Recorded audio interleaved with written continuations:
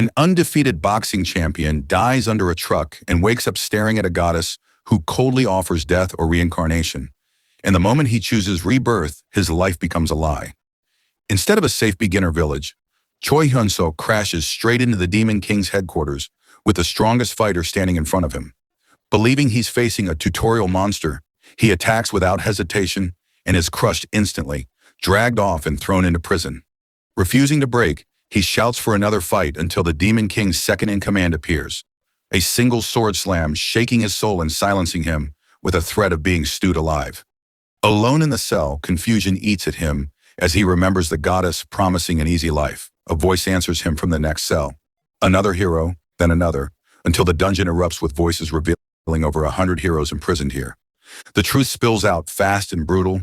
The Minotaur Olden rules this place, Gobzo enforces it, and their suffering is caused by the same demon named Rachel, the goddess. A mistake sends powerless beginner heroes straight into hell, where resistance is impossible. The next day proves it as Hyun-suk is worked like livestock, then humiliated further when Gobzo rides him back to the dungeon. Exhausted and seething, he finally opens his status window and sees the numbers climb higher than normal, endurance at 31. The hero beside him freezes in shock, recognizing that power at level 1. Hyun-suk shrugs it off, still chained, still a slave. But the other hero smiles with certainty and tells him this prison won't hold him forever, because monsters don't get endurance like that, and real heroes don't stay broken for long. Hope dies fast as encouragement means nothing, and ill is ready to rot quietly. But curiosity drags him back to the status window, where he finds something no other hero has: hero points. Confusion hits hard until light flashes and the goddess Rachel appears, smiling like nothing is wrong. She explains hero points are the key to creating the ultimate hero, but ill snaps and beats her down without hesitation until she sobs out the truth. A spilled coffee ruined the summoning circle and sent him straight into hell. The higher gods punish her by binding her to ill until the Demon King falls, calling him a triple S rank hero. But ill doesn't care. He's done fighting. A life of blood only left him alone and dead once already. Fear grips the goddess because if he quits, she's trapped forever. Footsteps approach and ill silences her, just as Gobzo arrives, dragging him to Ludrin for praise as a new mount and obedient worker. The demon lord offers him power, chief slave, and the goddess panics, begging him to refuse. Ill grins, kneels, and accepts without hesitation. Days later, he's screaming orders, crushing slaves with joy, laughing like a madman as everyone watches in disbelief. The goddess snaps, calling him insane, but Ill calmly opens the hero panel and reveals the mission: gain the favor of Demon Army Officer Ludrin. He's not betraying anything. He's following orders. Rage dies in the goddess's throat as doubt sets in, because only higher gods can alter missions, and someone up there just turned a hero into a demon's favorite weapon. Approval finally comes and Gobzo drags Ill back before Ludrin, where days of obedience pay off and the commander praises him openly. Ill seizes the moment, salutes, and proposes turning slaves into an elite workforce that can finish the Demon King's fortress in a week. And despite doubts about weak human bodies, Ludrin agrees because the plan comes from him. Rachel breaks down in tears, calling him insane for aiding demons. Until Ill coldly reveals the truth: 3,000 slaves, 500 demon soldiers, a nearby human base, and a rebellion already taking shape. Even the goddess is forced to admit he's thinking far ahead, and the system rewards him with hero points. He opens the hero shop expecting power and finds absurd trash instead, skills to hold breath and literal dog feces, while Rachel laughs and mocks him.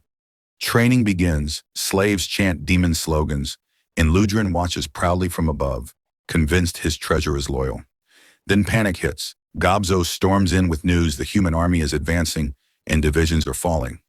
Retreat is ordered, but Ludrin refuses to abandon Ill, declaring him his most precious asset. As the fortress trembles, the human army crashes in and battle erupts. Ill sees his chance to stab Ludrin and return as a hero, but before he can move, a human knight charges and Ludrin obliterates him with one hand, crushing skull and body in a single motion that wipes out nearly the entire battlefield. Blood settles, silence falls. Ludrin slowly turns to Ill, eyes calm and terrifying, and asks if he's all right. Terrified, Ill snaps to attention and swears he's unharmed, promising to retreat immediately. Even after Ludrin single-handedly annihilates a human squad, Mounting reinforcements force the demon army to withdraw. In that moment, Il understands the truth. His chance to return to human society is gone. One strike from Ludgren didn't just kill soldiers, it crushed Il's future. The goddess tries to comfort him, calling this a chance to gather intel. But Il shuts her down completely. He's done believing her lies. Their argument nearly exposes him, but Ludgren wakes and Il instantly flatters his way out. The praise works too well. Ludgren smiles and casually announces he'll recommend Il for official enlistment once they reach headquarters. Il freezes. Escape just became impossible. 5 hours later, they arrive at Demon Army headquarters. Ludgren immediately brings Il before the Supreme Commander, convinced she'll appreciate his talent. Before entering, he gives a calm warning. Watch your words, or you'll die. Inside the hall, Commander Hermes listens as Ludgren takes full blame for losing the fortress. But she dismisses it coldly, blaming supply failures instead, and casually deciding the officer responsible should die. Her aura explodes outward, crushing Il's lungs, locking his limbs in pure, instinctive terror. This pressure eclipses everyone he's ever faced. When she finally withdraws it, she notices Il and demands an explanation. Ludgren introduces him as the human he personally recommends. Hermes appears in front of Il in an instant, intrigued yet unimpressed. A human body won't survive here, she says. He'll get eaten. Il panics and clings to Ludgren's promise of protection and training, but Hermes shuts it down immediately. A demon general training a human isn't worth the effort. Instead, she reaches into her own mouth, twists violently, and expels a grotesque creature from her body. Smiling sweetly, she assigns Il his new role. From today on, he's a pet guardian. The creature's name is Popo, and she finds it adorable. Cute is the word that nearly gets Il killed. The creature makes his skin crawl and every instinct screams to run, but under Hermes' pressure, he bows and accepts the role, forced to care for Popo while being warned that when it gets hungry, it eats its guardian. Just like that, Il joins the demon army and receives a hero mission so absurd it feels like a curse. Win Popo's love. As he stares at the sleeping monster, his faith in becoming a hero cracks again. The door suddenly opens and a balding goblin enters, assigned as Popo's co-guardian, polite on the surface but clearly ready to sacrifice Il first if danger comes. They're ordered to prepare Popo's dinner, but before the sentence ends, Popo wakes. The goblin panics, hides behind Il, and shoves him forward, calling him today's meal. One of them has to die. The goblin chooses Il. He's wrong. Il hurls him away, and moments later, Popo finishes eating. Still hungry, Popo turns on the screaming goddess, then on Il himself, rage spiraling out of control. As death closes in, Il shouts a single command, "Go outside and play." The beast freezes, clarity floods its eyes, and it leaps into his arms. Outside, Il starts to believe he can survive using Popo's power, until the dog vanishes. Panic hits. When Il finally finds Popo again, blood stains its mouth. A captain has been eaten, alarms erupt, goblins swarm. Il runs but hits a dead end. Surrounded, threatened, and seconds from being torn apart, he makes one last gamble. He raises Popo and declares its identity. Hermes' pet. Fear ripples through the crowd. One goblin doubts him. Il strokes Popo's chin and lets go. 15 seconds later, nothing is left. The rest submit instantly. Then a cold voice speaks from behind. Hermes has arrived.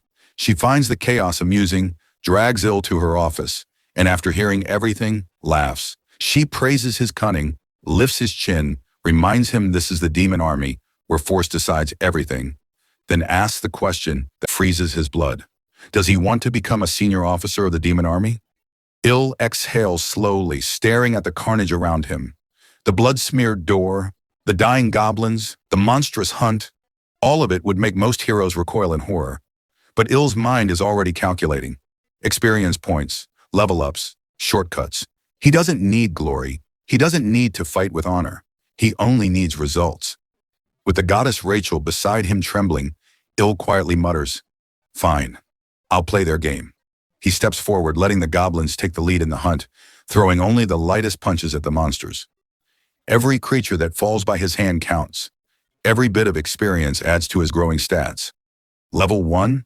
Soon he'll surpass that. Il's focus isn't heroism or justice.